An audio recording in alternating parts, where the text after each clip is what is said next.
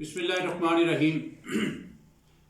ماں کی شان میں ایک چھوٹی سی غزل لکھی ہے، آپ دوستوں کی سماعت کرتا ہوں۔ لکھا ہے کہ ایک ماں ہی تو ہے جو بچے کو چاہت کی نظر سے تکتی ہے۔ ایک ماں ہی تو ہے جو بچے کو چاہت کی نظر سے تکتی ہے، بچپن سے گیلے وشونے سمیٹ سمیٹ کے رکھتی ہے۔ اور بے درد سردی کی راتوں میں جب ٹھنڈی ہوائیں چلتی ہیں، بچے کو اپنی چاہت کی گرمی میں سمیٹے رکھتی ہے۔ اور جب بچہ پیار